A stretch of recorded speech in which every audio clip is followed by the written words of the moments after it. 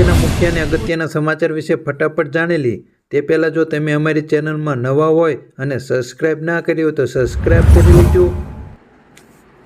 આગામી દિવસોમાં અંબાલાલ પટેલની આગાહી સામે આવી છે। ઉનાળાના તાપમાનમાં રાહતના સમાચાર સામે આવ્યા છે। હવામાન નિષ્ણાત અંબાલાલ પટેલની આગાહી છે કે આગામી સમયમાં તાપમાનમાં ઘટાડો થશે। આગામી તારીખ 20 અને 21 એપ્રિલ રાજ્યમાં વરસાદી માહોલ રહેશે, આથી ગરમીમાં રાહતનો અનુભવ થશે। વેસ્ટર્ન ડિસ્ટર્બન્સ સર્જાતા તાપમાનમાં ઘટાડો થશે। અંબાલાલ પટેલની આગાહી મુજબ આ દિવસોમાં કચ્છ, ઉત્તર ગુજરાત અને દક્ષિણ ગુજરાતનું વાતાવરણમાં પલટો આવી શકે છે। હાલમાં તમારા વિસ્તારમાં કેવી ગરમી પડે છે તેના વિશે તમે કંઈક કોમેન્ટ કરી અને અમને જણાવી શકો છો। આગળના વાત કરીએ તો શાળામાં સવારની પાળી અંગે માંગ ઉઠી છે। ગરમીના લીધે પ્રાથમિક શાળાઓમાં સમયમાં ફેરફાર કરવા અપીલ। ગુજરાત રાજ્ય પ્રાથમિક શિક્ષણ સંઘની શિક્ષણ મંત્રી અને રજૂઆત પ્રાથમિક શાળાઓનો સમય સવારે 7 થી 11 વાગ્યા સુધીનો કરવાનું નક્કી કરવામાં આવ્યો છે। આ મુદ્દે તમારો શું મત છે? શું છોકરાઓને સવારની શાળા કરી દેવામાં આવે કે બપોર રાખવું પડશે? આગળના સમાચાર વિશે વાત કરીએ તો તડકાને લઈને મહત્વની આગાહી સામે આવી છે। રાજ્યમાં હીટવેવની આગાહીને લઈને વહીવટીતંત્ર હકારાત્મક આવ્યું છે। મહેસૂલી વિભાગ દ્વારા વિવિધ વિભાગને પત્ર લખી ગુજરાત હીટવેવ એક્શન પ્લાન 2024 હેઠળ કામગીરી કરવા આદેશ આપ્યા છે। આરોગ્ય વિભાગને જરૂરી તૈયારી કરવા હુકમ કરાયો છે। શહેરી વિસ્તારોમાં રોડ પર શેડની વ્યવસ્થા રાખવાની જણાવ્યું છે। શ્રમિકોને બપોરે 1 થી 4 વાગ્યા સુધી કામ ન આપવા સૂચના અપાઈ છે। હીટવેવ સપ્લાય ડિઝાઇન હોવાથી પૂરતી તૈયારી કરવામાં આદેશ આપવામાં આવ્યા છે। આગળના સમાચાર વિશે ફટાફટ જાણી લઈએ તો ગુજરાતના સૌથી મોટા સમાચાર મળી રહ્યા છે। ગુજરાતના રાજનીતિના સૌથી મોટા સમાચાર। લોકસભાની ચૂંટણી પહેલાં આ પાર્ટીને જ મોટો ફટકો પડી શકે છે। અત્યારે ગુજરાતમાં ચૂંટણીને લઈને મહત્વના સમાચાર છે, તમારે પણ કામના સમાચાર લાગી શકે છે। અલ્પેશ કથિરિયાએ અને ધાર્મિક માલવિયાનું રાજીનામું, બંને ભાજપમાં જોડાય તેવી શક્યતાઓ છે। આપમાંથી તેમને રાજીનામું મૂકી દીધું છે। હાલમાં તેને લઈને મહત્વના સમાચાર આવી રહ્યા છે। વાત કરીએ તો મહેન્દ્રસિંહ ધોની આઈપીએલની 2025 સુધી રમે તેવા અટકળો આવી રહી છે। મહેન્દ્રસિંહ ધોની આઈપીએલ 2024ની શરૂઆત પહેલાં ચેન્નઈ સુપર કિંગ્સની કપ્તાની ઋતુરાજ ગાયકવાડને સોંપી હતી। ધોની આઈપીએલની આગામી સિઝન રમશે તે અંગે સવાલ ઉઠ્યા હતા। એક વિડીયોમાં સુરેશ રૈનાને પૂછવામાં આવ્યું કે ધોની આઈપીએલ 2025 રમશે? રૈનાએ રમશે કહીને ચેન્નઈ સુપર કિંગ્સના ચાહકોને આપ્યા ખુશખબર। હાલમાં ધોનીના મોટા ફેન ફોલોઅર છે અને ગુજરાતમાં આઈપીએલ ધૂમ મચાઈ રહી છે। અત્યારે ગુજરાતનો સૌથી મોટો તહેવાર કહેવો હોય તો કહી શકાય છે। આગળના સમાચાર વિશે વાત કરીએ તો રાજકોટ વાસીઓ માટે સારા સમાચાર આવ્યા છે।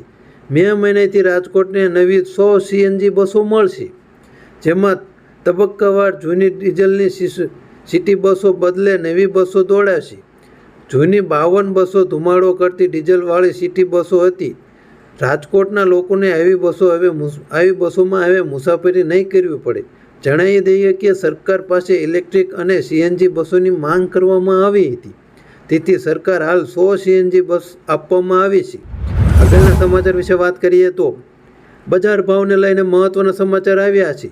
લાલ ડુંગળીના બજાર ભાવની વાત કરીએ તો ગઈકાલે રોજ રાજકોટ માર્કેટ યાર્ડમાં લાલ ડુંગળી બજાર ભાવ જોઈએ તો 150 થી 311 સુધીના બોલાયા હતા, જ્યારે મહુવા માર્કેટ યાર્ડમાં લાલ ડુંગળીના ભાવ 122 થી 347 સુધીના બોલાયા હતા। તો વાત કરીએ ભાવનગરમાં લાલ ડુંગળીને ભાવ વિશે જો ભાવનગરમાં જણાવીએ તો 134 થી 321 સુધીના બોલાયા હતા। આગળના સમાચાર વિશે વાત કરીએ તો યુપીઆઈ માટે માર્કેટમાં આવી નવી એપ। યુપીઆઈ માટે આપણે ખાસ કરીને ફોનપે, ગૂગલ પે અથવા તો પેટીએમનો ઉપયોગ કરતા હોઈએ છીએ। જોકે national payment corporation of India એનપીસીઆઈએ એક નવી એપ પણ આ સેવાઓ માટે પરવાનગી આપી છે, જેમાં ખાસ કરીને UPI platform, credit card, line, PhonePe, Zomato, growth, Flipkart જેવી એપ દ્વારા તમે વ્યવહાર કરી શકો છો। આ તમામ એપ્સ ગ્રાહકોને અઢળક કેશબેક આપે અને ડિસ્કાઉન્ટ પણ મળી રહે તેને લઈને મહત્ત્વના આદેશ આપી રહ્યા છે। અત્યારે ઘણા બધા લોકો આ એપ વાપરવાનું ચાલુ કર્યું છે। કર્યો તો સબસ્ક્રાઈબ કરી લેજો. ખેડૂતો માટે આવ્યા સારા સમાચાર. ચોમાસાની ઋતુને લઈને ખેડૂતો માટે સારા સમાચાર આવ્યા છે.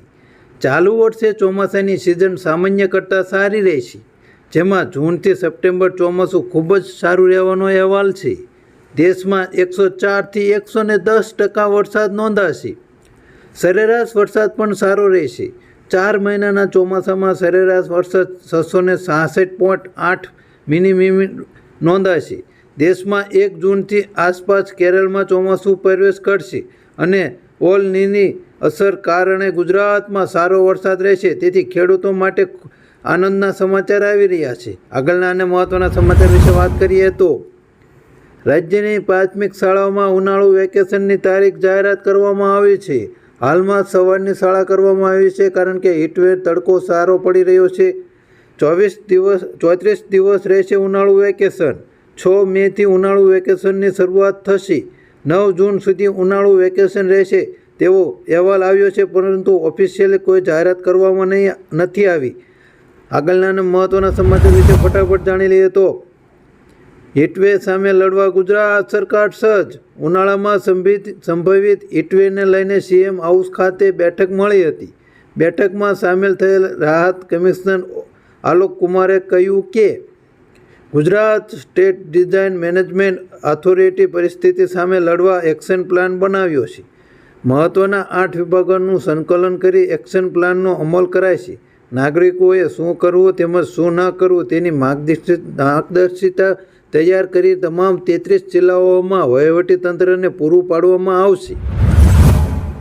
આગળ વાત કરીએ તો અયોધ્યા ધામને લઈને મહત્ત્વના સમાચાર આવી રહ્યા છે. રામનવમીએ ભક્તોની ભારે ભીડના અનુમાન વચ્ચે દર્શનનો સમય વધારીને કરાયો 19 કલાક. વીઆઈપી દર્શન ક્લોઝ કરી દેવામાં આવ્યા છે. આવતીકાલે સવારના 3:30 વાગ્યાથી રાત્રિના 11 વાગ્યા સુધી દર્શન શરૂ રહેવાની શક્યતા. બપોરે 12 કલાકે રામલલ્લાને કરાશે સૂર્ય તિલક. આગળ વાત કરીએ તો સોનાના ભાવ ઓલ ટાઈમ હાઈ લેવલ પર પહોંચી ગયા છે. સોનાએ આજે નવી ઓલ ટાઈમ હાઈ બનાવી લીધી છે. India Boolean mark jewellers association અનુસાર 10 ગ્રામ સોનાના ભાવ 701 રૂપિયા વધીને 73,514 રૂપિયા થયા છે. છેલ્લા 16 દિવસમાં સોનાના ભાવ 4,550 રૂપિયાનો વધારો થયો છે. ચાંદીમાં પણ ઉછાળો જોવા મળ્યો હતો. 1 કિલો ચાંદીના ભાવ 83,732 રૂપિયા થયો છે. પરસોત્તમ રૂપાલાએ ઉમેદવારી ફોર્મ ભર્યું. મહત્ત્વના સમાચાર આવી રહ્યા છે. ક્ષત્રિય સમાજના વિરોધના માહોલ વચ્ચે આજે પરસોત્તમ રૂપાલાએ રાજકોટની સીટ પર પોતાની ઉમેદવારી દાખલ કરી છે. રૂપાલાએ બહુમાળી ચોક ખાતે જંગી સભા પણ સંબોધી હતી. પદયાત્રા પણ યોજી હતી. પદયાત્રામાં રૂપાલાની સાથે પૂર્વ સીએમ વિજયભાઈ રૂપાણી, કર્ણાટકના પૂર્વ રાજ્ય વજુભાઈ વાળા, ભાજપના ઉપપ્રદેશ પ્રમુખ ભરત બોગરા સહિતના તમામ નેતાઓ હાજર રહ્યા હતા. પરસોત્તમ રૂપાલાએ સોગંદનામું પણ રજૂ કર્યું છે. પોતાની આવક પણ દેખાડી દીધી છે. પતિ પત્ની પાસે 6.5 કરોડ રૂપિયાની વ્યક્તિગત જંગમ મિલકત. વર્ષે 2022-23માં 15.77 101 લાખની આવક થઈ હતી. બીએસસી બીએડનું સુધીનો અભ્યાસક્રમ કર્યો હોવાનું દર્શાવ્યું છે. હથિયારનો પણ પરવાનગો ધરાવે છે તેવું પણ તેમણે દર્શાવી દીધું છે. રૂપાલા કે તેમની પત્ની પાસે એક પણ કાર નથી તેવું તેમણે પણ દર્શાવ્યું છે. યુપીએસસીનું પરિણામ જાહેર. ગુજરાતના 25 ઉમેદવારો નોંધાયું છે તેમાં એન્ટ્રી. યુપીએસસીની સપ્ટેમ્બરમાં લેવાયેલી પરીક્ષાનું પરિણામ જાહેર કરી દેવામાં આવ્યું છે. કુલ 1016 ઉમેદવારો ઉત્તીર્ણ થયા છે. ઓલ ઇન્ડિયા ટોપર 100માં ગુજરાતના 3 ઉમેદવાર. ગુજરાતના 25 ઉમેદવારોને મળી સફળતા. વિષ્ણુ શિશિકુમારે મેળવ્યો ઓલ ઇન્ડિયામાં 31મો રેન્ક.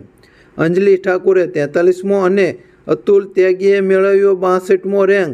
આ મહત્ત્વના ન્યૂઝ આવી રહ્યા છે. યુપીએસસીનું પરિણામમાં ગુજરાતના 25 ઉમેદવારો એટલે નાની મોટી વાત નથી, સારી વાત કહેવાય ગુજરાત માટે.